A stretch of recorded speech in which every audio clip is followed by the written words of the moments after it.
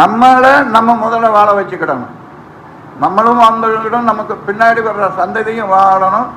அதுக்கு நீங்கள் பூச்சி மருந்துகளை கொடுத்துட்டு இருந்தீங்கன்னா இப்போ பெரிய வியாதி இந்தியாவிலே இருந்தாலும் சரி, வெளியே எந்த நாட்டில் இருந்தாலும் சரி, கேன்சருங்கிறது தான் பெரிய வியாதி. இன்னைக்கு நிலைமைக்கு கேன்சர் எல்லாருக்குமே வருது.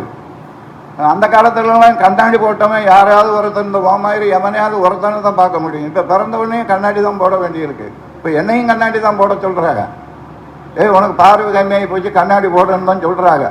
இந்த கண்ணாடி போடாமல் ஏதாவது பண்ணுவோமானும் பார்த்துக்கிட்டு இருப்போம். நாங்கள் ஒரு பேச்சுக்கு சொல்கிறேன், நீங்கள் இதே மாதிரி ரசாயன உரங்களையும் ரசாயன பூச்சி மருந்துகளையும் போட்டுக்கிட்டு இருந்தீங்கன்னா இதை விட மோசமாக போகும். பிறந்த உடனே கண்ணாடி மாட்டிக்கிட வேண்டியதான். கண்ணாடி மாட்டலைன்னா கண்ணே தெரியாது.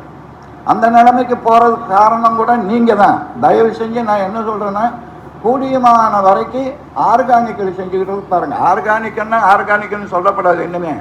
ஏன்னா ஆர்கானிக்னு சொல்லி நம்மளையும் கெடுத்து போட்டான், நாட்டையும் கெடுத்து போட்டான். நேச்சுரல், அவ்வளோதான். எங்களுக்கு என்ன இருக்குதோ அதை வச்சு நாங்கள் போட்டுக்கிடுறோம்னு சொல்லி கேட்டுக்கிறோம்.